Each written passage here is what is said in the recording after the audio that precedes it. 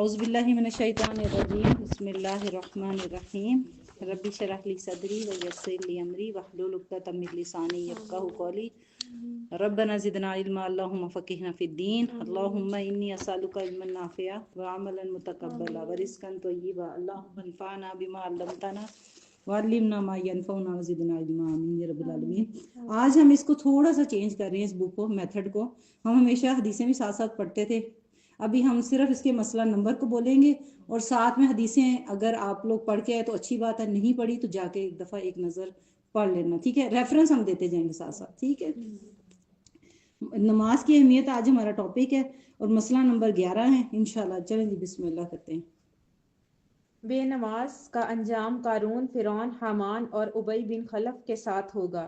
حضرت عبداللہ بن عمر بن عاص رضی اللہ عنہما کہتے ہیں کہ نبی اکرم صلی اللہ علیہ وسلم نے ایک دن نماز کا ذکر کرتے ہوئے فرمایا، جس شخص نے نماز کی حفاظت کی اس کے لیے نماز قیامت کے روز نور، برہان اور نجات کا باعث ہوگی، اور جس نے نماز کی حفاظت نہ کی اس کے لیے نہ نور ہوگا، نہ برہان اور نہ نجات۔ نیز قیامت کے روز اس کا انجام قارون، فرعون، حامان اور ابی بن خلف کے ساتھ ہوگا۔ اسے ابن حبان نے روایت کیا ہے۔ اچھا، یہ بے نمازی کا انجام ہے۔ یہ لوگ کون تھے؟ سب سے پہلے قارون، اس کے بارے میں آپ لوگوں کو پتا ہوگا کون تھا؟ وزیر تھا فرعون کا، بہت مال دولت والا۔ حامان وزیر تھا، یہ دولت مند ایک شخص تھا، ٹھیک ہے؟ موسیٰ علیہ السلام کے دور میں تھا، اور یہ جب موسیٰ علیہ السلام تربیت کے لیے لوگوں کو پڑھانے بیٹھتے تھے نا، تو یہ پاس سے گزرتا تھا بڑے اچھے سے ڈریس پہن کے اور اپنی شان و شوکت کو دکھاتا تھا، اور لوگ کیا کرتے تھے؟ دھیان اس کی طرف کر دیتے تھے۔ تو موسیٰ علیہ السلام نے دعا کی کہ اس کو نا، یعنی کہ اس کو ہدایت دے، یا جو بھی انہوں کی دعا کے الفاظ تو مجھے نہیں یاد ہیں، بہر انہوں نے اس کے لیے دعا کی۔ اس سے کیا ہوا کہ اس کو زمین میں دھسا دیا گیا۔ اب لوگوں نے پھر موسیٰ علیہ السلام کے بارے میں جیسے ہر دور کے لوگ کیا کرتے ہیں، دین والے پہ شک و شبہ تو ہوتا ہی ہے، وہ انہوں نے کہا کہ شاید اس کی دولت کے لیے انہوں نے یہ کیا۔ ہر دور میں نبی کی مانتے تھے، اس کے پاس معجزات ہیں، مگر ویسے حرکتیں جیسے آج ہماری ہیں، ہمیں پتہ ہے نا قرآن صحیح کہہ رہا ہے، مگر ہم کرتے اپنی مرضیاں ہی ہیں۔ وہی بات تھی کہ نبی جو سامنے تھا پھر بھی اپنی مرضیاں کرتے تھے۔ وہ کہتے ہیں انہوں نے دولت کے لیے ایسے کیا۔ اس وجہ سے پھر موسیٰ علیہ السلام نے دوبارہ کیا کیا؟ پھر دعا کی، جس کی وجہ سے کیا ہوا کہ وہ جو دولت تھی نا ان کی ساری، وہ بھی زمین میں دھسا دی گئی۔ تو وہ کہتے ہیں کہ یہ جو قارون ہے قیامت تک کے لیے زمین میں دھستا چلا جائے گا، ٹھیک ہے؟ یہ ایک اس کی ہم سب نے پڑھا بھی ہوگا پہلے۔ دوسرا بندہ تھا فرعون، جس کے پاس بادشاہت بھی تھی، حکومت بھی تھی، اختیارات بھی تھے، اور اتھارٹی بھی تھی، تکبر بھی تھا، خدائی کا دعویٰ بھی کرتا تھا، لوگوں کو کمتر سمجھتا تھا، خود کو خدا بنا کے رکھا ہوا تھا۔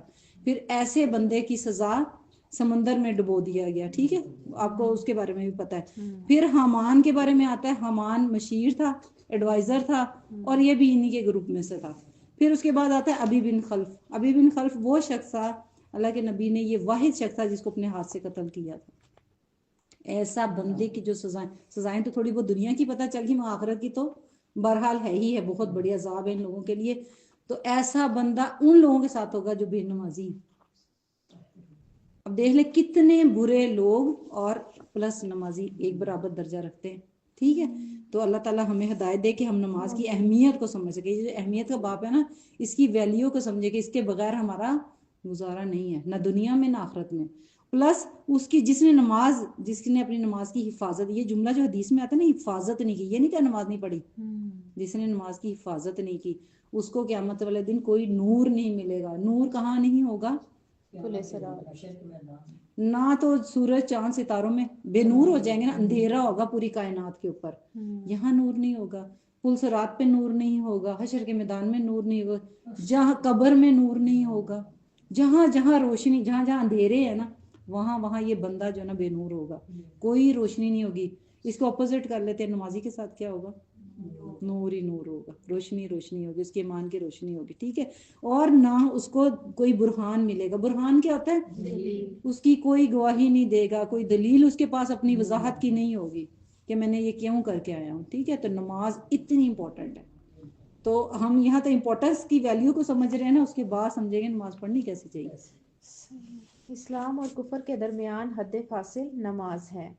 حضرت جابر رضی اللہ عنہ سے روایت ہے کہ رسول اللہ صلی اللہ علیہ وسلم نے فرمایا، مسلمان آدمی اور شرک یا کفر کے درمیان حد فاصل ترک نماز ہے، اسے مسلم نے روایت کیا ہے۔ اچھا، اس ایک حدیث کے اوپر اتنے فتاوی ہیں نا، اتنے مفتیوں نے اتنی کیا سرائیاں کی ہیں نا، جس کا کوئی حساب نہیں ہے۔ یعنی کہ اسلام اور کفر، ایک مسلمان کا مسلمان ہونے کا پتہ کیسے چلتا ہے؟ نماز پڑھا ہوگا۔ جو نماز نہیں پڑھا ہوگا وہ دائرہ اسلام سے باہر ہے۔ فور ایگزامپل، اگر 4 لوگ کسی گھر میں بیٹھے ہیں، اذان کی آواز آئی ہے، 3 اٹھ کے چلے گئے، ایک نہیں گیا، تو ہم نہیں کہہ سکتے کہ وہ مسلمان ہے۔ یہ بہت خطرناک بات ہے، اور یہ علماء نے فتویٰ دیا ہے، اور یہ حدیث سے پتہ چلتا ہے۔ یہ کوئی اپنی ذاتی فتوے کس کو کہتے ہیں؟ کتنی نمازیں چھوڑنے سے ایسا مطلب ہوگا کہ وہ دائرہ اسلام سے خارج ہو جائے گا؟ کتنی مطلب ایک بھی نماز یہاں پر جمع نہیں، 5 نمازیں نماز ہے۔ الصلاۃ 5 وقت کی نماز اپنے وقت سے پڑھنا نماز ہے۔ اگر اکثر یہ ہوتا ہے نا جادو وغیرہ کے جن کے اثرات ہوتے ہیں، اور میں نے اکثر ہی آپ کو بتایا ہے، جب ان سے پوچھو نا جادو کا اثر ختم کیوں نہیں ہو رہا، میں نماز پڑھتی ہوں، میں نے کہا فجر کی پڑھتی ہوں، کہتے نہیں ہوتا۔ یہ جو ہمارا دائرہ ہوتا ہے نا، سرکل لگتا ہے 5 نمازوں کا، اگر ایک بھی سرکل ٹوٹا نا تو وہ اثر ختم۔ شعور کے ساتھ ایک نماز بھی چھوڑی، نماز چھوڑ دی۔ اس نماز کو چھوڑتے ہوئے اگر موت آ جائے تو کیسے کہہ سکتے ہیں کہ نماز چھوڑ دے؟ نماز کا تو کوئی ہے ہی نہیں۔ کہتے ہیں کہ اگر آپ ہڈیاں ساری بھی ٹوٹی ہیں، آپ کے جسم کا کوئی حصہ بھی نہیں ہلتا، نماز نہیں چھوڑ سکتے۔ تو کیسے کوئی نماز، جیسے ہم نے پہلے بھی بولا تھا کہ جنگ میں ہیں، امن میں ہیں، کہیں پہ بھی ہیں، بیمار ہیں، بستر مرگ پہ ہیں، اللہ کے نبی کو جب گھسیٹ کے لے کے جا رہے تھے، یاد ہے نزا کا عالم تھا، اور ان کی تکلیف کا عالم تھا کہ جب وہ بے ہوش ہوتے تھے، ان کو پانی ڈالا جاتا تھا، ہوش میں آتے تھے تو وہ پردہ ہٹا کے کیا چیز دیکھتے تھے؟ نماز پڑھیں کہ نہیں پڑھیں۔ اگر وہ کیفیت میں نماز نہیں چھوڑی جا سکتی تو ہم نماز چھوڑنے کا تو سوال ہی نہیں پیدا ہوتا۔ دماغ میں سوال آنے، صحابہ کرام کی زندگی کے اندر قضاء نماز کا کوئی کانسیپٹ نہیں تھا، کیونکہ نماز وہاں چھوڑی ہی نہیں جاتی تھی۔ ٹھیک ہے، نماز کوئی بھی نہیں چھوڑنی، 5 وقت میں سے ایک نماز بھی نہیں چھوڑنی۔ ہاں یہ ہے کہ آپ کو کوئی بالکل ہی کوئی شیطان مسلط ہو جائے، ایک علیحدہ بات ہے، ادروائز اس کا کوئی سوچ بھی نہیں آنی چاہیے ہمارے دماغ میں کہ نماز چھوڑی جا سکتی ہے۔ ٹھیک۔ مسئلہ نمبر 13، 10 برس کی عمر میں اگر بچہ نماز کا عادی نہ بنے تو اسے مار کر نماز پڑھوانی چاہیے۔ حضرت عمر اپنے باپ شعیب سے اور شعیب اپنے دادا عبداللہ بن عمر بن عاص رضی اللہ عنہما سے روایت کرتے ہیں کہ رسول اللہ صلی اللہ علیہ وسلم نے فرمایا، جب تمہارے بچے 7 برس کے ہو جائیں تو انہیں نماز پڑھنے کا حکم دو، جب 10 برس کے ہو جائیں اور نماز باقاعدگی سے نہ پڑھیں تو نماز پڑھانے کے لیے انہیں مارو، نیز 10 برس کی عمر کے بچوں کو علیحدہ علیحدہ بستروں پر سلاؤ، اسے ابو داؤد نے روایت کیا ہے۔ اس حدیث میں 2 چیزیں ہیں، نماز پڑھنے کو حکم دو، اس عمر کا بتایا گیا، کون سی عمر حد ہے؟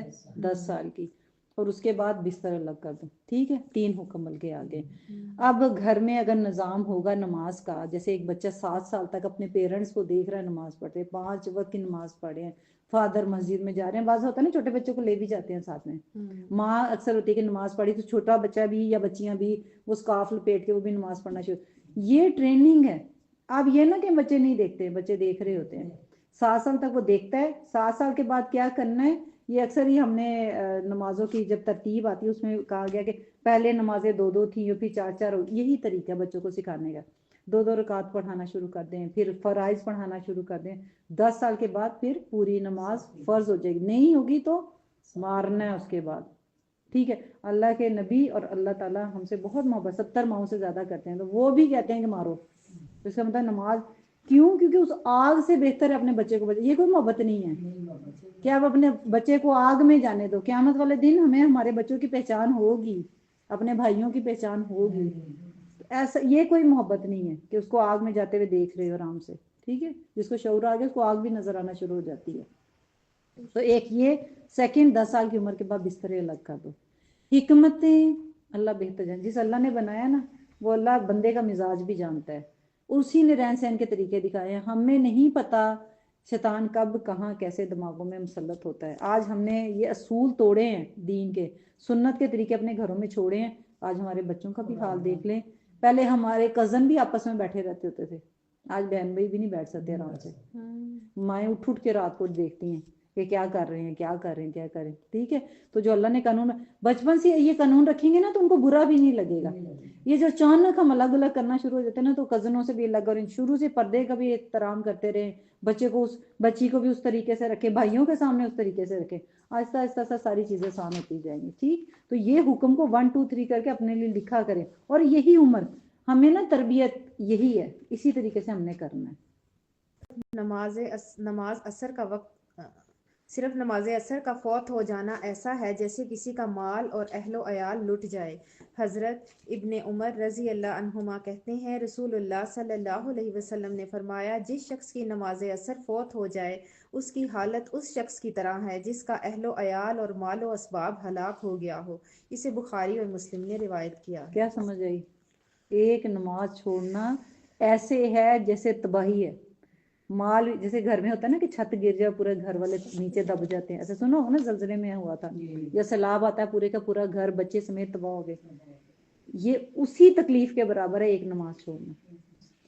ایک عورت تھی, اس کے بارے میں واقعہ ہے کہ ایک عورت تھی, وہ سو گئی, بڑی اچھی نمازی پرہیزی 5 وقت کی نمازی پابندی سے پڑھنے والی, سو گئی. اثر کے ٹائم پہ ہوتا ہے نا غلبہ آ جاتا ہے نیند کا, تو اس نے خواب میں دیکھا کہ میری بچی جو ہے نا وہ کہیں کھو گئی ہے یا ڈوب گئی ہے, اس طرح سے اس نے وہ خوف سے ایک دم اٹھی تو اذان کی آواز آ رہی تھی. تو اس نے کہا کہ شاید اللہ نے مجھے اٹھوا دیا ہے, کہیں یہ نماز چھوٹ گئی تو میرا اہل و عیال جو ہے نا کہیں غرق نہ ہو جائے. تو یہ ہے اللہ تعالیٰ کی طرف سے وارننگ. جہاں اللہ تعالیٰ بتا رہے ہیں نا وہاں اس بندے کی حفاظت بھی کرتا ہے. اس کے لیے ہمیں الارم لگانے کی ضرورت نہیں پڑتی, ہمارے دل میں خود بخود آ جاتا ہے. جب ہمیں محبت نماز سے ہوگی نا, جب ہمیں اللہ سے نماز کیا ہے, اللہ سے ملاقات ہے ہمیں ہوگی, تو اللہ تعالیٰ ہمیں خود ہی بلا لے گا, چاہے ہم سوئے بھی ہیں, چاہے فجر کے ٹائم سوئے ہوئے ہیں. ٹھیک. تو انشاءاللہ دل میں محبت ڈالنی ہے کہ نماز پڑھنی ہی پڑھنی ہے. مسئلہ نمبر 15 نماز سے غفلت کی سزا. حضرت سمرہ بن جندب رضی اللہ عنہ خواب کی حدیث میں رسول اللہ صلی اللہ علیہ وسلم سے روایت کرتے ہیں کہ آپ صلی اللہ علیہ وسلم نے فرمایا جو شخص قرآن یاد کر کے بھلا دیتا ہے اور فرض نماز پڑھے بغیر سو جاتا ہے اس کا سر پتھر سے کچلا جا رہا تھا. اسے بخاری نے روایت کیا ہے. یہ قیامت والے دن کی سزائیں ہیں. جو قرآن پڑھ کے بھلا دیتا ہے, ایک قرآن پڑھتے پڑھتے چھوڑ دینا, قرآن پڑھنا ہی نہ. یہ پڑھنے کا پتہ ہے پڑھنے کے کیا حقوق ہے قرآن کے؟ خوبصورتی سے پڑھنا, پھر اس کا میننگ سمجھنا, اس کو عمل میں لانا, پھر دوسروں تک پہنچانا. جی یہ حق ہیں قرآن کے. یہ 5 حقوق قرآن کے بنتے ہیں. اگر ہمیں آتے ہیں تو ہم قرآن پڑھتے ہیں. ان میں سے کوئی حق چھوڑتے ہیں تو ہم قرآن نہیں پڑھتے. پڑھتے پڑھتے چھوڑ دینا, کلاس میں آتے آتے چھوڑ دینا, تلاوت کرتے کرتے چھوڑ دینا, رمضان میں آنا, رمضان کے بعد قرآن غائب, ہم غلافوں میں لپیٹ کے اوپر رکھ دینا, کبھی پڑھنا ہے کبھی عمل کرنا ہے کبھی نہیں کرنا, کچھ کا کرنا. سزا کیا بتائی گئی ہے؟ سر کچلا جائے گا. اور کہتے ہیں وہ سر دوبارہ بن جائے گا, پھر کچلا جائے گا, پھر بنایا جائے گا, پھر کچلا جائے گا. یہ اس شخص کے لیے کہ جو قرآن چھوڑ بیٹھا ہے اور نماز چھوڑ بیٹھا ہے, نماز پڑھے بغیر سویا رہتا ہے. تو یہ تو آخرت کی سزا. دنیا کی بھی سزا عصر کی نماز میں بتا دی کہ دنیا میں اپنی فیملی, یہ جو آج ہمارے گھروں کے حال ہے, پریشان ہی ہر بندہ پریشان ہے, نمازوں سے غافل ہے اس وجہ سے. یا پھر نمازیں ایسی ہیں جیسی ہونی چاہیے تھی ویسی تو نہیں ہے. ایک حدیث میں آتا ہے نا کہ وہ آدمی جلدی جلدی نمازیں پڑھا تھا, تو ابن عباس نے کیا کہا تھا کہ اگر تم اسی طرح مر گئے تو کفر پہ مرو گے. یعنی کہ وہ اسلام پہ نہیں ہوگا جو سنت کے مطابق نماز نہیں پڑھتا. ہمیں پتہ ہے ہماری نماز نبی کے طریقے کے اوپر ہے, وہ تو لازمی سیکھنی ہے. ابھی رمضان, کتنے رمضان گزر گئے ہم نے نماز نہیں سیکھی ہوئی. سیکھی ہے نماز؟ آپ میں سے کسی نے نماز سیکھی ہے؟ نبی کے جو ہوتا ہے نا نماز نبی پڑھی ہوئی, کوئی بھی بک پڑھی ہو نبی کے طریقے ہوئے الحمدللہ. اور کیا عمر ہے سب کی؟ آپ کی کتنی؟ 38 ہے. تو نماز آج تک کبھی پڑھی؟ اور نبی کے طریقے پہ پڑھتے ہیں. نبی کا طریقہ کیا ہے نا؟ تو نماز کو سمجھ کے پڑھا جائے, ہاں جی, اور ایک نماز کو ٹھہر ٹھہر کر پڑھا جائے. بالکل. نماز کے الفاظ نبی کا طریقہ, ایک پوسچر ٹھیک ہونا چاہیے, الفاظ ٹھیک ہونے چاہیے. ٹھیک ہے, پوسچر بھی نبی کا طریقہ ہو, حدیثوں سے پڑھاؤ. یہ حدیث تھی, ایسے قیام کیسے کرتے ہیں حدیث سے پڑھاؤ, رکوع کیسے کرتے ہیں حدیث سے پڑھاؤ, سجدہ کیسے کرتے ہیں حدیث سے پڑھاؤ. اتنی سی بک ہے, بلکہ میرا خیال ہے یہ آپ کو ایپ بھی مل جائے گا, ایکشن والا, بچوں کی آتی ہے ایپ. ضرور یہ رمضان آنے سے پہلے اپنی نمازیں ٹھیک کر لیں.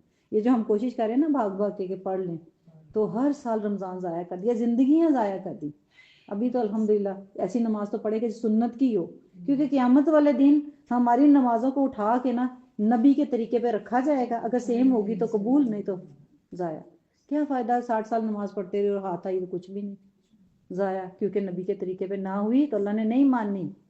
تو پھر نبی کا طریقہ تو پڑھ لیں، پڑھنا تو لازمی ہے، فرائض کو تو پڑھ لیں، باقی چلے چھوڑ دیں، وہ ساری کتابیں ہیں قرآن اور یہ جو 5 وقت کے فرائض ہیں ہمارے 5 فرائض پلر آف اسلام جس کو کہا جاتا ہے، وہ حدیثوں سے پڑھنا ہے، کسی سے سننا نہیں ہے، باجیوں سے نہیں سننا، مفتیوں سے نہیں سننا، حدیثیں جیسے ہماری یہ ہے نا کتاب حدیثیں سامنے اسی سے پڑھنا انشاءاللہ، ٹھیک ہے۔ ابھی ہم کوشش کریں گے یہ کتاب رمضان سے پہلے ختم ہو جائے انشاءاللہ۔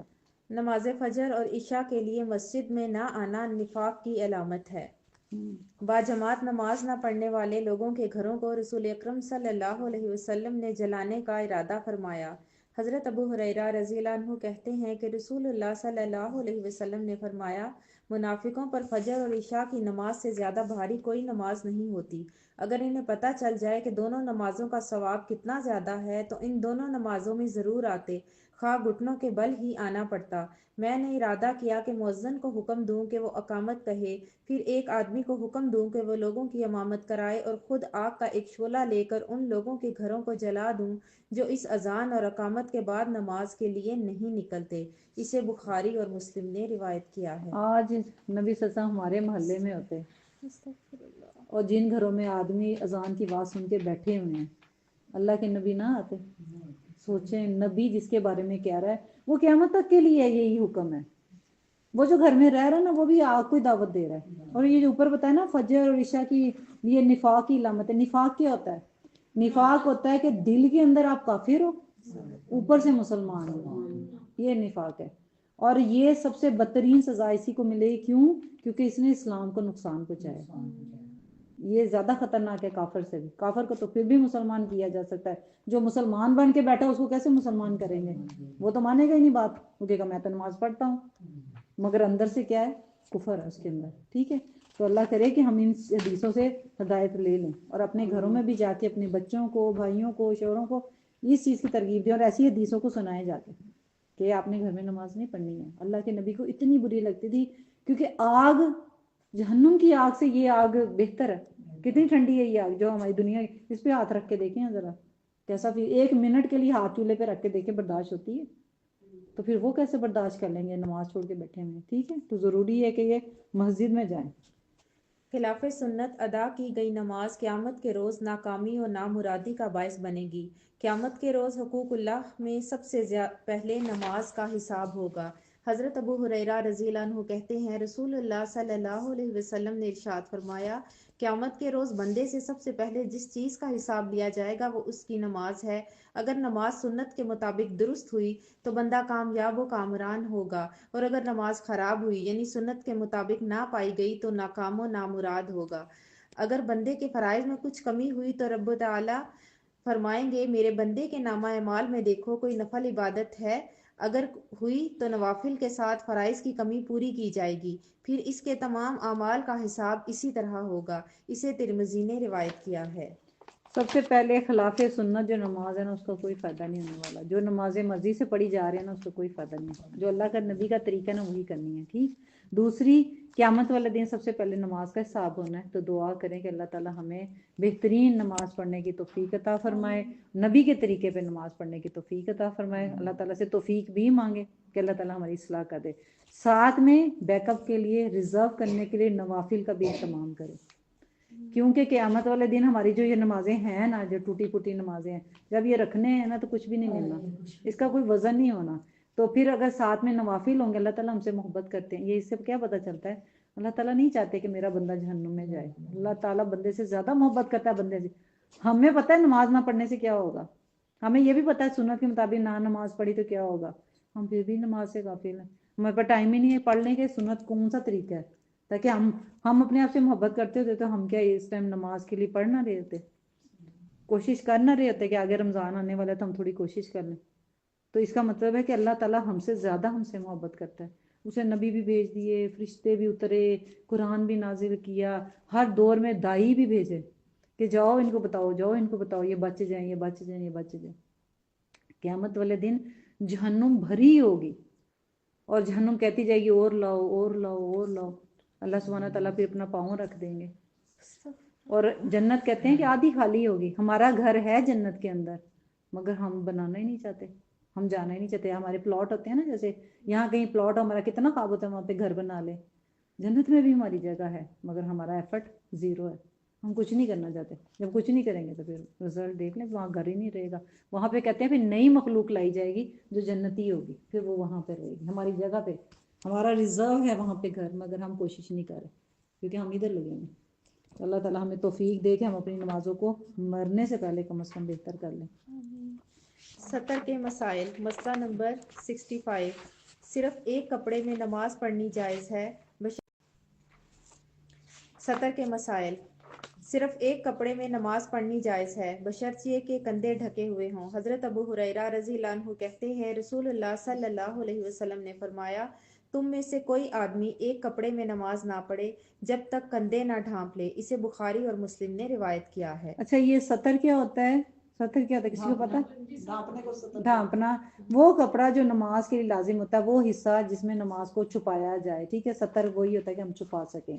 تو پہلے کیا تھا, ویسے اللہ کے نبی کے دور کے اندر صحابہ کرام کے پاس بہت کپڑے نہیں ہوا کرتے تھے جیسے ہمارے ہیں.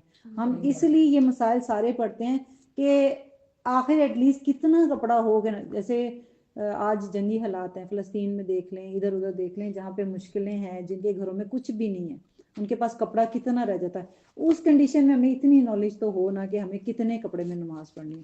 مصعب بن عمیر تھے, ان کو جب وہ چلا کرتے تھے نا تو ان کی خوبصورتی اور ان کپڑوں کی وجہ سے نا لوگ ان کو رش کرتے ہوتے تھے, بہت پیارے تھے. مگر جب اسلام میں آئے بڑی ارلی ایج میں ہی نا, اسلام کے دور میں جنگ احد میں وہ شہید ہو گئے تھے, تو ان کے پاس پھر اس حالت میں کپڑا نہیں تھا, ان کا جسم ڈھانپنے کے لیے بھی نہیں تھا. تو ایسے بھی صحابہ کے اوپر دور آئے ہیں کہ ایک ٹائم پہ تو انہوں نے بہت خوبصورت حسین و جمیل ہوا کرتے تھے, ایک ٹائم پہ انہوں نے کپڑے کی ایک کپڑا بھی ان کے پاس ہوتا تھا جس میں وہ نماز پڑھا کرتے تھے. ایک صحابی کے بارے میں آتا ہے کہ جمعے صرف 2 جوڑے تھے, تو شاید ایک جوڑا تھا, تو لیٹ ہو گئے جمعے کی نماز کے, تو لوگوں نے ان سے سوال کیا, کہتے ہیں میں نے کپڑے دھو کے سکھانے کے لیے رکھے ہوئے تھے, پھر وہ خشک ہوتے اس کو پہن کے پھر نماز کے لیے آئے گا. یہ حال تھا. ایسی قربانیوں سے اسلام ہمارے تک آیا. ہمارے پاس اچھے کپڑے بھی ہیں, ہمارے پاس خوبصورت جانمازیں بھی ہیں, ہمارے پاس خوبصورت مسجدیں بھی ہیں, نماز ہی نہیں. وہ سجدے نہیں ہیں جو محبت سے کیے جاتے ہیں, جو نبی کے طریقے پہ ہوتے ہیں, یا نبی کی محبت میں ہم اس طریقے پہ کریں, یا اللہ کی محبت میں سجدہ کریں. تو یہ ضروری ہے ہم یہ ٹاپک پڑھیں. دوسرا یہ کہ ہمارے اتنے سوال ہوتے ہیں, کیا کور کریں, کتنا کور کریں. ٹھیک ہے, اگر ایک کپڑا بھی ہے, یہ مرد کے بارے میں زیادہ آسانی سے آپ لوگ سمجھ سکتے ہیں کہ کندھے ڈھانپنا ضروری ہے. جیسے مرد گھر میں بنین پہن کے پھرتے ہیں نا, یا پھر وہ اس طرح کی وہ شرٹس ہوتی ہیں, جم والی شرٹس ہوتی ہیں, تو ایسی شرٹس نہیں الاؤ. کندھے ننگے نہیں ہونے چاہیے, یہ جگہ ننگی نہیں ہونی چاہیے مردوں کے لیے. اور عورتوں کا ڈیفرنٹ ہے, وہ ہم کمپلیٹ کر لیں گے, عورتوں کو بتائیں گے. جی آپ 2-3 پڑھ لیں. نماز میں منہ ڈھانپنا منع ہے. نماز کے دوران اس طرح چادر کندھوں سے نیچے لٹکانا کہ اس سے دونوں کنارے کھلے ہوں منع ہے. اسے صدل کہتے ہیں. حضرت ابو ہریرہ رضی اللہ عنہ سے روایت ہے کہ رسول اللہ صلی اللہ علیہ وسلم نے نماز میں صدل سے اور منہ ڈھانپنے سے منع فرمایا. اسے ابو داؤد اور ترمذی نے روایت کیا ہے.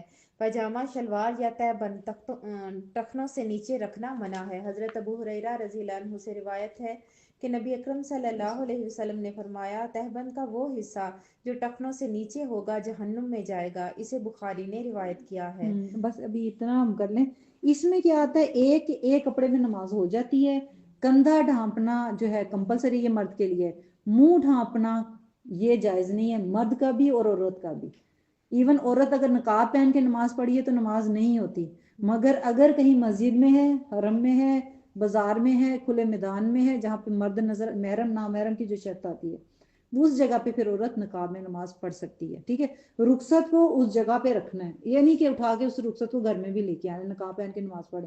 منہ ڈھانپ کے, ایون ماسک بھی پہنا تو نماز نہیں ہوگی, وہ ماسک اتارنا ہوگا. مردوں کو بھی, مرد اور عورت دونوں کے چہرے کھلے ہوں گے. ایک چیز نیچے, اچھا صدل تیسری چیز ہے. صدل کیا ہوتا ہے, یہ آپ نے اسکارف دیکھا ہوگا نا, جو یہاں سے یوں گرا ہوتا ہے, دونوں طرف سے یوں گرا ہوتا ہے, اور ہاتھ کھلے ہوتے ہیں. اس طرح کا کپڑا منع کیا گیا. کیوں؟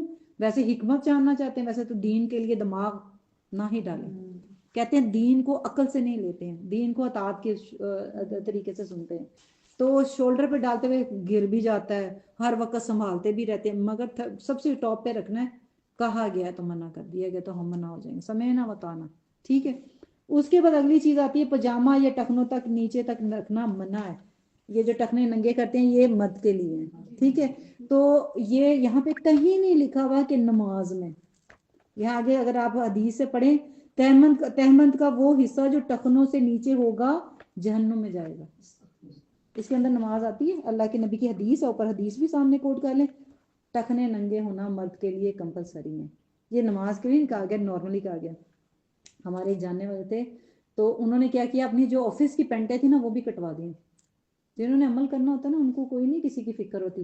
آپ کو پتا ہے ڈریس کوڈ کتنا وہ لگتا ہے، مگر انہوں نے کٹوا دیا. اور ماشاءاللہ سے کچھ عرصے کے بعد وہی نارمل لگنا. آج فیشن بن جائے تو وہ سارے کرنا شروع. داڑھیوں کا ایک ٹائم آتا ہے نا، داڑھیاں نہیں رکھتے، کلین شیو کا بڑا فیشن ہے. اب بھی ٹرینڈ ہو گیا تو اب سارے داڑھیاں رکھ رہے ہیں، ٹھیک ہے. اگر یہی سنت سمجھ کے رکھ لیتے تو ثواب نہ ہوتا.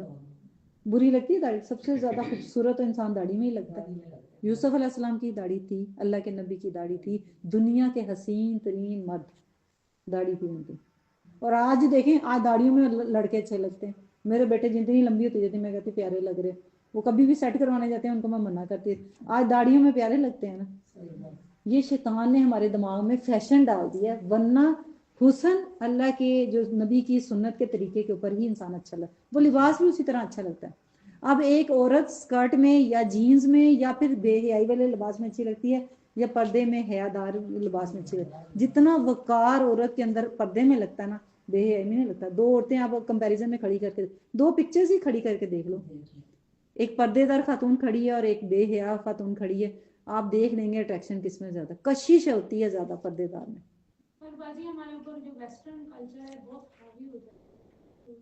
ہمارے اندر شرمندگی ہے نا، ہمیں مسلمان ہونے پہ شرمندہ ہے. اگر اسلام کو فخر کے ساتھ لیں گے نا، پراؤڈ کے ساتھ لیں گے نا تو کبھی بھی نہیں آئے گا. میں نے خود پردہ ابھی کیا، میں نے اپنے قرآن پڑھنے کے بعد پردہ کیا. میں پہلے شروع سے تو نہیں کرتی تھی.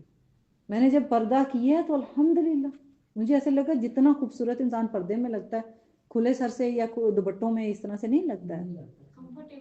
کمفرٹیبل بھی ہوتا ہے مگر لینا فخر سے. اندر کہیں یقین ہو کہ میرے اللہ نے کہا ہے میں اسی کے لیے سجدی بنتی ہوں. جو حدیں اللہ نے لگائی نا وہ ہمارے لیے بہترین ہے. ٹھیک، یہ مردوں کے لیے ٹخنوں تک کا تھا کہ مرد جو ہے نا اپنے ٹخنے ننگے ہر حالت میں رکھیں گے. اس کے اندر یہ جو ساری چیزیں ہیں نا ان چاروں میں یہی ہے مختصر. اس کا نا یہ باب جو بناتے ہیں نا یہ ٹوٹلی چیزیں جتنے بھی مٹیریل ہوتا ہے نا اس کو اکٹھے کر دیتے ہیں حدیثوں میں. اس کے علاوہ کہیں ٹوپی کا ذکر آ رہا ہے. اب نارملی مرد کیا کرتے ہیں، ٹوپی کے بغیر نماز نہیں پڑھتے ہیں، ٹھیک ہے. تو ٹوپی کا حدیث سے کوئی تعلق نہیں ہے، یہ ہم نے بڑھائی ہوئی ہیں. ہم نے جہاں دین نہیں نہ پڑھا وہاں ہم نے چیزیں اپنی مرضی سے کرنا شروع کر دی.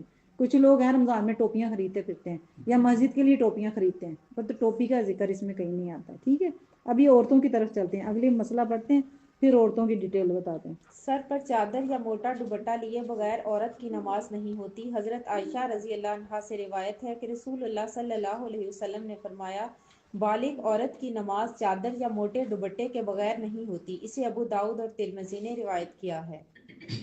اچھا، اب یہ جو سارا ہم پڑھیں گے نا انشاءاللہ تعالی، یہ جو دلیل کے ساتھ ہم باتیں کر رہے ہیں انشاءاللہ اللہ کے نبی کی حدیثوں سے پتہ چلتا ہے.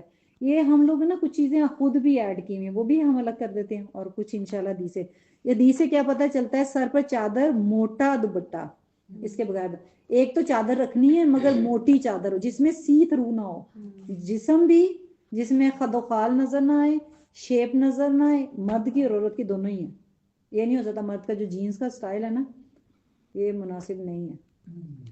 جسم کی خد و خال نماز میں نظر نہیں آنی چاہیے. صرف بازی نماز میں وہ مرد فالو کرے گا یا کیجولی وہ لباس لباس ہے، ٹھیک ہے. حیا حیا ہے. اللہ کے نبی جب حضرت عثمان آ رہے تھے نا تو ان کی اتنا سا حصہ یہ اوپر ہوا تھا. حضرت عثمان آ رہے تو نیچے کر دیا. تو انہوں نے کہا کہ آپ نے باقی سب تو بیٹھے نیچے نہیں کیا. تو وہ آ رہے کہتے ہیں ان سے تو فرشتے بھی حیا کرتے ہیں. حیا ہے تو کور کر لو، نہیں ہے تو جو مرضی کرتے پھرو. کہتے جس کو حیا نہیں ہے جو چاہے کرتا پھرو. اور جہاں حیا نہیں ہوتی وہاں ایمان نہیں ہوتا. تو آپ دیکھ لیں اب میری ساس آج بھی ہیں کہ وہ بڑا بیٹا میرے ہسبینڈ بڑے ہیں، وہ آتے ہیں تو وہ آج بھی پہلے چادر دوپٹہ سیدھا کرتی ہیں، لیٹی بھی ہوں بیٹھ جاتی ہیں. ماں بیٹے سے ایسے کرتی ہیں. جن میں حیا ہے ان میں ہے، جن میں نہیں ہے وہ ماں بھی دوپٹہ کھول کے بیٹھی رہتی ہیں بیٹوں کے سامنے اور بیٹیاں باپ کے سامنے بیٹھی رہتی ہیں. जीन्स में फिरती हैं घरों में, ऐसा ही है ना। अब इसका ताल्लुक हया से है। अब आप देख लें कि हया कहाँ होती है, जिसमें जिस्म की खदोखाल नजर आती है उसमें शर्म आती है, ठीक है। अच्छा, ये तो एक अलग टॉपिक है लिबास का, वो हम सिर्फ नमाज के ऊपर रहते हैं कि सर के ऊपर मोटी, सर के ऊपर भी और जिस्म भी ऐसा होना चाहिए कपड़ा जो सी थ्रू ना हो, बारीक ना हो, सुराख ना हो और तंग ना हो, ठीक है। अब इसमें कौन सा आया था, चिकन का सुराखों वाला दुपट्टा, मोटे ही होते हैं, चिकन तो मोटी होती है ना, उसके अंदर सुराख सुराख सुराख होते हैं, ऐसा भी नहीं होगा। बारीक शिफॉन का, मलमल का, और भी नाम होंगे, मुझे नाम अब पाकिस्तानी लिबास के इतने ज्यादा नहीं आते, मगर जिसमें सी थ्रू होता है, आपके बाल नजर आ रहे हैं, वो भी नहीं होगा। फिर ऐसा ड्रेस जो दुपट्टे ज्यादा ऐसे ही आ रहे हैं कि वो मतलब बारीक होते हैं, ठीक है, वो पता नहीं ऑर्गेन्जा का दुपट्टा हो गया और पता नहीं क्या क्या नाम है उसके। तो क्या करना है कि आपने सेफ साइड अपनी नमाज की हिफाजत करनी है। हमने पहले पढ़ा है नमाज की जो हिफाजत करते हैं, तो नमाज की चादर अच्छी मोटी वाली, नमाज की चादरें मिलती हैं, बुरखे में हो जाती है, हाँ जी, बुरखे में सबसे आसान तरीका है। नमाज की चादर नहीं खरीद सकते तो बुरखा पहने, बुरखा तो सबके पास हो गई ना, बुरखा पहने, वो सर से लेके पाँव तक कवर ही होता है, तो सबसे आसान तरीका वही है। मैंने पढ़ा कि ये जो माथे वाला हिस्सा होता है, ये जरूर जो है ना, ये यहाँ से अनकवर्ड होना चाहिए, क्योंकि ये वाला हिस्सा लगना चाहिए। हाँ, माथा भी लगना चाहिए जमीन के मतलब साथ। ऐसे नहीं होना चाहिए। नहीं, इतना ज्यादा नहीं सोचे, दुपट्टा बस कवर ऐसे होता है ना, अक्सर खवातीन यूं कस के चादर लपेट लेती हैं, उससे कुछ नहीं होता, सजदा करना है आपने, ठीक है, उसका कोई मसला नहीं है। अच्छा, इसके अलावा एक और भी क्वेश्चन आता है कि पाँव ढके होने चाहिए कि नहीं, पाँव का ज्यादा परेशानी रहती है सबको, तो नमाज बचानी है।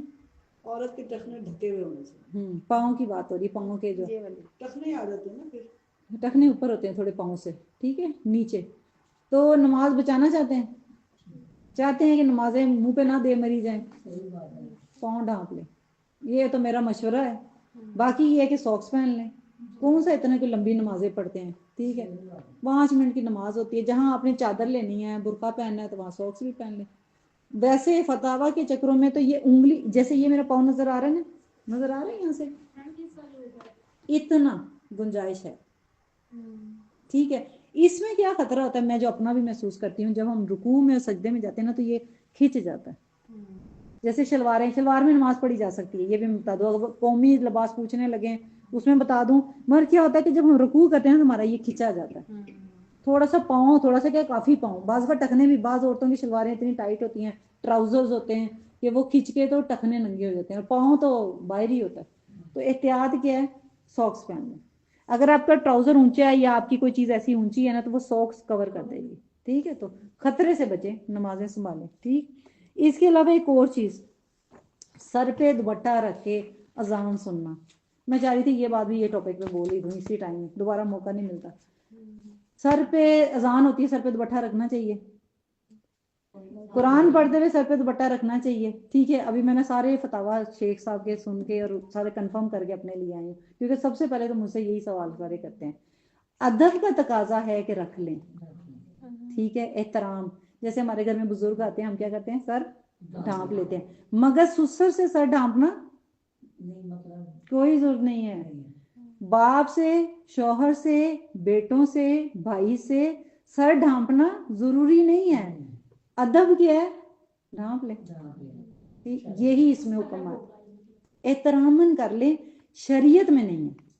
अजान की आवाज आती है, अच्छा इसका एक और भी क्वेश्चन, फरिश्ते सर पे पता नहीं क्या करते हैं, क्या मुझे बताएं जरा सवाल, मुझे तो याद नहीं जी, ठीक है, था सवाल मुझे याद नहीं आते, फरिश्ते नहीं आते, मैंने लिखा था, मैं जो अक्सर खवातीन पूछती है, फरिश्तों का इससे कोई ताल्लुक नहीं है, ठीक है, फरिश्तों की स्टोरी अलग है, फरिश्ते हया करते हैं, जैसे हज़रत उस्मान के बारे में बताया गया, हया अलग चीज है। इस तरह तो फिर औरत घर में कैसे रहेगी, नॉर्मली घर की एक हदें होती है ना, घर में एक औरत नॉर्मली किचन का काम करती है, आग का काम भी करती है, गुसल भी करना है, घर में नॉर्मल भी बैठना है। अच्छा, अक्सर खवातीन में कमाल खवातीन, अगर हम नहीं ना जवाब सही ढूंढते, हम फिर पता नहीं क्या कुछ करते हैं, कहती हैं रात को सोते हुए भी सर लपेट के सोती हैं। हमारे भी एक जानने वाले रात को चादर लपेट के, दुपट्टा लपेट के सोया करती थी। कहती हैं फरिश्ते जो है ना, वो पता नहीं क्या करते हैं, लान तान भी करते हैं, और पता नहीं क्या क्या, फरिश्तों को कनेक्ट कर दिए। फरिश्तों का इससे कोई ताल्लुक नहीं है, फरिश्ते हयादार हैं, जैसे अल्लाह के नबी ने कहा कि फरिश्ते भी हया करते हैं उस्मान से, हया की मखलूक है, मगर इसका औरतों से कोई ताल्लुक नहीं। औरत घर में नॉर्मल रहे, سر کھول کے بال کھول کے تیار شیار ہو کے اس کا شوہر ہوتا ہے گھر میں, تو وہ اگر لپیٹی لپاٹی پھرتی رہے گی پورے گھر میں تو باہر پھر وہ شوہر جا کے باہر دیکھے گا, پھر وہ ایسے ہی کرے گا کہ عورت کا تو حسن اس کے بالوں میں ہوتا ہے. اگر وہ اس نے ہر وقت اماں بی بی بن کے بیٹھی ہوئی ہے تو اس کا ہوگا کیا پھر, آپ بتائیں پھر. یہ اسلام کی غلط تصویر نہ دکھائیں کہ آپ, اللہ تعالیٰ نے جو حدیں بتائی نا کہ اس حد میں عورت آزاد ہے, آپ گھر میں کورڈ ہر طرح کا لباس پہن سکتی ہیں, تیار ہوں, بال کھول سکتی ہیں اپنے باپ کے سامنے, اپنے سسر کے سامنے, شوہر کے سامنے, بیٹوں کے سامنے, بھائی کے سامنے, مگر کچھ بزرگوں کے سامنے ادب کے لیے رکھ لیں. قرآن میں بھی ادب ہے, اذان میں بھی ادب ہے, مگر اس میں حکم شرعی نہیں ہے, لازم نہیں ہے. ٹھیک ہے, کلیئر ہوگی میری بات؟ تو پھر ایسے بھی دے سکتے ہیں ہاں جی, زبان کا مطلب سر پہ سر ڈھکے بغیر کوئی ایشو نہیں. زبان پاک ہوتی ہے. ہم رات کو لیٹتے ہوئے اذکار کرتے ہیں نا, سونے کے ٹائم پہ اذکار پڑھتے ہیں نا سارے, اس میں سورہ ملک بھی آتی ہے, آیت الکرسی بھی آتی ہے, اور سورہ بقرہ کی آخری 2 آیات قرآن کی تلاوت ہوتی ہے نا وہ, تو ہم کیا پھر رات کو لپیٹ کے لیٹیں گے؟ ایسا تو نہیں. دین ہمارا سمپل ہے, دین کو آسان کرے. ایک چیز اور میں نے پوچھنی تھی کہ میں اکثر سیدھی لیٹ کے کروٹ سے تو اذکار کرتی ہوں, ٹھیک ہے, رائٹ سائڈ پہ لیٹنا سنت ہے, لیکن کہتے ہیں کہ جی یہ, اب مجھے نہیں پتا یہ صحیح ہے یا غلط ہے, کہ یہ بے ادبی میں ہے کہ آپ نے ٹانگیں سیدھی کی ہوئی ہیں, آپ اس کو ٹرن کر کے وہ کریں. اب ٹرن, میرے تو پیٹ اتنا بڑا ہے, میں ٹرن کیسے کروں؟ اچھا وہ دیکھ لینا, ہم نے دین نہیں نہ پڑھا تو پھر ہر ایک نے نا دین کو بگاڑ کے اور پھر بیچارے اس طرح کے لوگوں کو مشکل میں ڈال دیا. اللہ کے نبی کیسے لیٹتے تھے؟ یوں کر کے, اور پھر وہ کیا پڑھتے تھے؟ اور پھونکتے تھے اور پورے جسم میں ملتے تھے. یا تو آپ بیٹھی پوزیشن میں کر لیں اگر آپ سے نہیں ہوتا, لیٹے ہیں تو رائٹ سائڈ پہ. اللہ کے نبی کیسے لیٹتے تھے؟ رائٹ سائڈ پہ لیٹتے تھے. کیا مسئلہ ہے؟ دین کو نہ مشکل بنائے اور لوگوں کو نہ تنگ کرے. یہ چادروں کے چکروں میں لوگ دین سے, بچیاں بھاگ گئی ہیں, بچیاں سب سے زیادہ, ہماری جو اگلی جنریشن ہے وہ دین سے کیوں بھاگتی ہیں؟ دین مشکل بنا دیا. دین مشکل نہیں ہے, آسان ہے. ٹھیک ہے جی, آگے مسجد. مساجد اور نماز پڑھنے کی جگہ کے مسائل. مسئلہ نمبر 70. مسجد بنانے والے کے لیے اللہ تعالیٰ جنت میں گھر بناتا ہے. حضرت عثمان رضی اللہ عنہ کہتے ہیں, رسول اللہ صلی اللہ علیہ وسلم نے فرمایا, جس نے اللہ تعالیٰ کی رضا حاصل کرنے کے لیے مسجد بنائی, اللہ تعالیٰ اس کے لیے جنت میں ویسا ہی گھر بنائے گا. اسے بخاری اور مسلم نے روایت کیا ہے. یہاں پہ سب سے پہلے یہاں رک کے ہم ایک چیز یہ سمجھ لیں, مسجد بنانے کا ثواب جنت کا اس لیے تھا کیونکہ اللہ کے نبی نے جو اپنا گھر بنانے سے پہلے مسجد نبی بنائی تھی. یاد ہے نا مدینہ کا سارا سفر, سب سے پہلے انہوں نے کیا بنائی؟ مسجد نبی بنائی. وجہ مسجد نبی کیوں بنائی تھی؟ وہاں کیا ہوتا تھا؟ وہاں پہ زکوٰۃ کٹھی ہوتی تھی, وہاں پہ صدقات کٹھے ہوتے تھے, وہاں پہ تربیت ہوتی تھی, وہاں پہ ادارہ تھا, وہاں پہ مسافر آ کے ٹھہرا کرتے تھے, وہاں پہ پناہ گاہیں ہوتی تھی, وہاں پہ تعلیم و تربیت کا سارا کام ہوتا تھا, فنڈ کٹھے ہوتے تھے. وہ کیا تھا؟ ایک مدرسہ ہی تھا.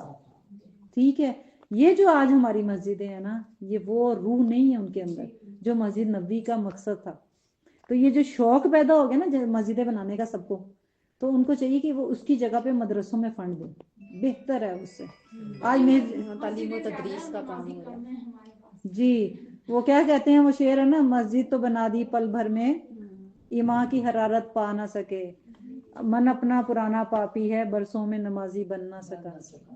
ہم نے مسجدیں نمازیوں کے لیے نہیں بنائی ہیں, ہم نے اپنے جو گروپ جماعتیں اور یہ وہ کر دیا. یہ مقصد ختم ہو گیا. وہاں پہ ہونا کیا تھا, وہاں ہو کیا رہا ہے. یہ جب میں سن رہی تھی نا, مجھے بڑی تکلیف ہو رہی تھی کہ ہم مسجدوں میں بیٹھ کے, اگر اس ٹائم یہ جو ہم بیٹھے ہوئے 5 لوگ اگر مسجد میں بیٹھے ہوتے تو ہماری فیلنگ بہت مختلف ہونی تھی. یہ بہت غلط کر دیا ہے جو آج جنہوں نے بھی کیا. اللہ تعالیٰ ان پہ بھی رحم کرے, ان کو بھی ہدایت دے, اور یہ مسجدوں کے دروازے کھولیں. ایون کہ یہاں مسجدوں میں عورت کو نہیں جانے دیتے. اب کیا کہا کہ اللہ کے نبی نے کہ عورتیں جا سکتی ہیں, عورتیں جاتی ہوتی ہیں وہاں نماز. جن عورتوں کو نماز پڑھ, اب میں کئی دفعہ بازار میں میری کئی نمازیں جو ہوتی ہیں ضائع ہو جاتی ہیں, میں اسی لیے کسی بازار میں بھی نہیں جاتی, کیونکہ مجھے پتا ہے کہ نمازیں وہاں فوت ہو سکتی ہیں, نہ واش روم ہے. اگر مسجدیں ہوتی جگہ جگہ یا جو ہیں وہاں پہ اگر عورتوں کا انتظام ہوتا تو نمازیں ضائع ہوتی.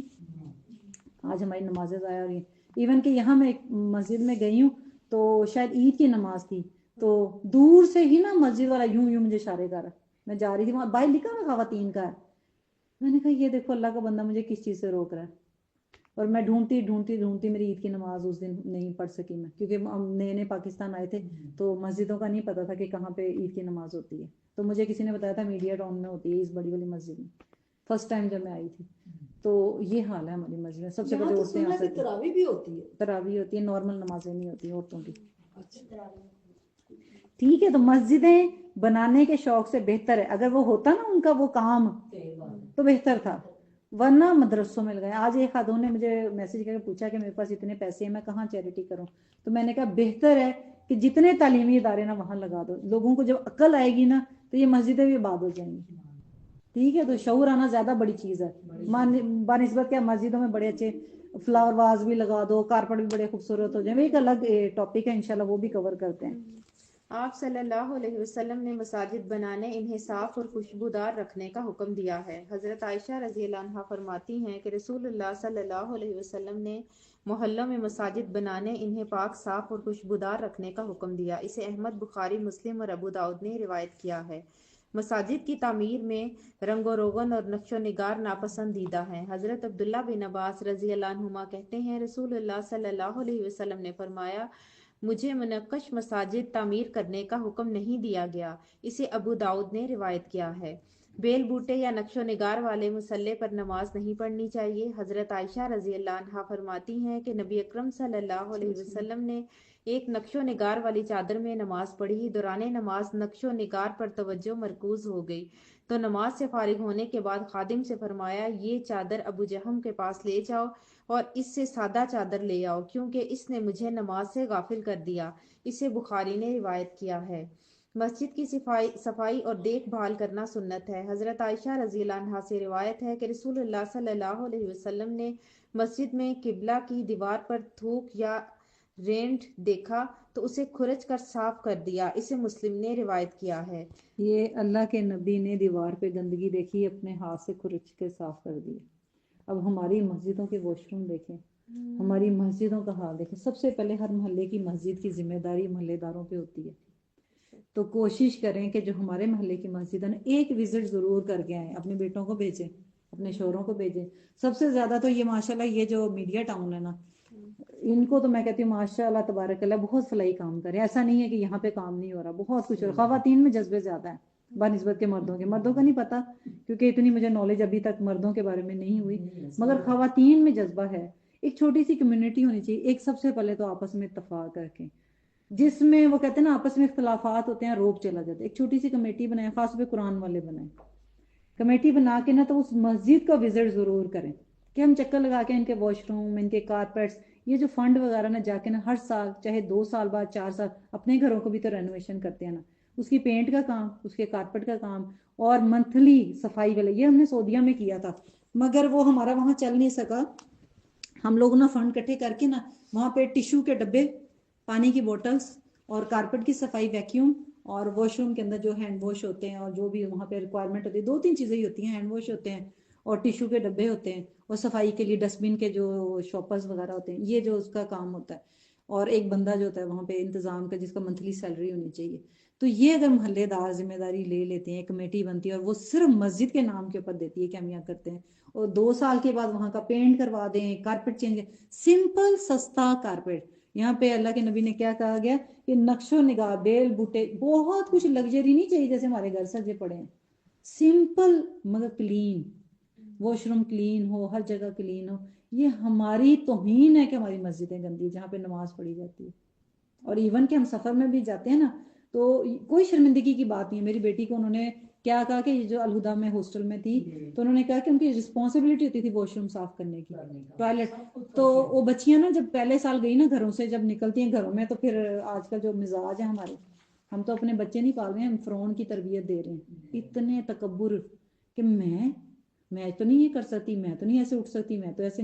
ہم نے میں سکھائی ہے نا بچوں کو، انا سکھا رہے ہیں. تو انا کس میں تھی؟ تکبر کس میں تھا؟ فرعون میں تھا نا. تو وہ تو نہیں سجتا بندے کو، وہ تو اللہ کی ذات کی جو ہے تعریف اور صفات ہے. تو انہوں نے کیا کیا بچوں کو ٹوائلٹ کے لیے، اور پھر ان کی ٹیچر نے ان کو یہ سمجھایا کہ ٹوائلٹ صاف کرنے سے نا انسان کا اندر ٹوٹتا ہے اور عاجزی آتی ہے. اور جب پھر وہاں پہ وہ مدرسہ اور مسجدیں ہوں تو وہ تو اجر تو کئی گنا ہے، جہاں پہ وضو اور نمازی ہوتے ہیں، قاری ہوتے ہیں یا نمازی ہوتے ہیں. تو اور کیا چاہیے. माशाल्लाह। अपनी मस्जिदों में भी इस तरह की जिम्मेदारी लें, विजिट करें। जी बिल्कुल बिल्कुल। तो ये सारी हम लोगों ने की थी, हम लोगों ने और हमने कहा कि चलो ठीक है, पैसों का पता नहीं क्या होता है कि वो ना इत्तेफाक खत्म हो, जहाँ पैसों की बात आती है ना, मैं अक्सर ही भागती हूँ इन चीज़ों से, तो वहां जाके ना कुछ शक व शुबे आना चाहिए, खास तौर पर दीनदारों के ऊपर तो वैसे ही आता है कि पैसे खा गए और ये कर गए। बेहतर है कि आप उन लोगों को जिम्मेदारी लगा दें कि तुमने टिशू ला के देना है, तुमने साबुन ला के देना है और तुमने ये ला के देना, तो जाके अपनी मस्जिद मोहल्ले की मस्जिद में रख के आना। ये मुश्किल है।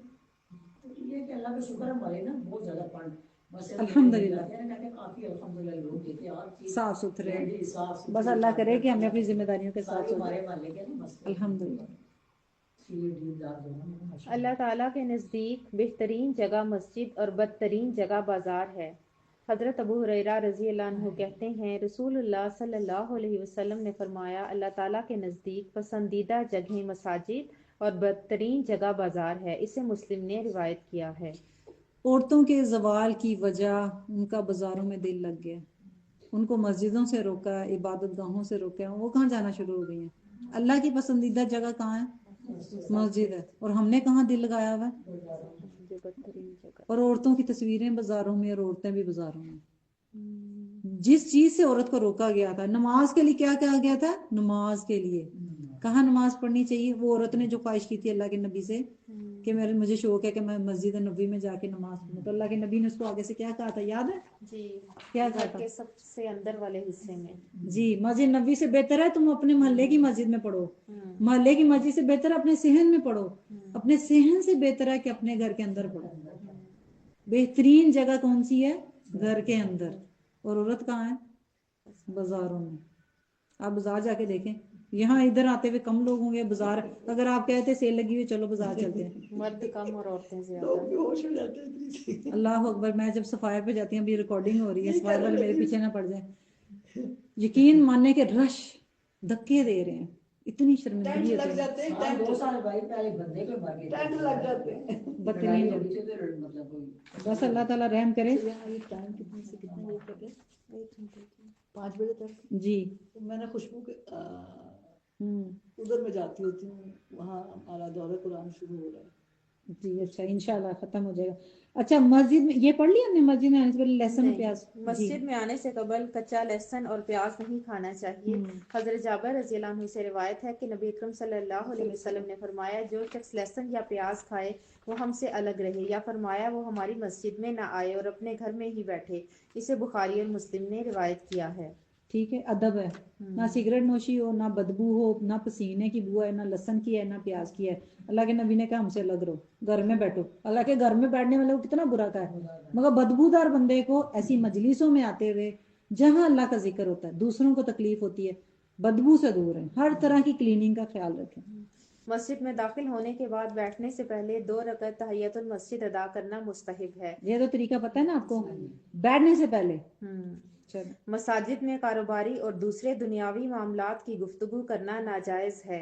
हज़रत अबू हुरैरा रज़ी अल्लाह अन्हु कहते हैं कि रसूलुल्लाह सल्लल्लाहु अलैहि वसल्लम ने फरमाया, जब तुम किसी शख्स को मस्जिद में खरीदो फरोख्त करते देखो तो कहो अल्लाह ताला तुझे तिजारत में नफ़ा ना दे, और जब किसी को अपनी गुमशुदा चीज़ का मस्जिद में ऐलान करते देखो तो कहो अल्लाह ताला तुझे कभी वापस ना दे। इसे तिरमिज़ी और दारमी ने रिवायत किया है। कितनी बुरी बात है, आज हमारी मस्जिदों में किस किस किस्म के ऐलान होते हैं, या उसके बाहर कितना बिजनेस चल रहा होता है। तो अल्लाह के नबी ने कहा कि अल्लाह करे कि इसकी गुमशुदा चीज मिले ही ना, और जिस कारोबार के लिए कहा गया कि इसको नफा ही ना हो, तो क्या जरूरत है मस्जिद का मकसद। हाँ, इसके अपोजिट दूसरी तरफ चले जाते हैं, अगर वहां पे कुरान बिक रहे हैं, किताबें बिक रही, क्योंकि मदरसा किस लिए था? दीन की इशाअत के लिए था।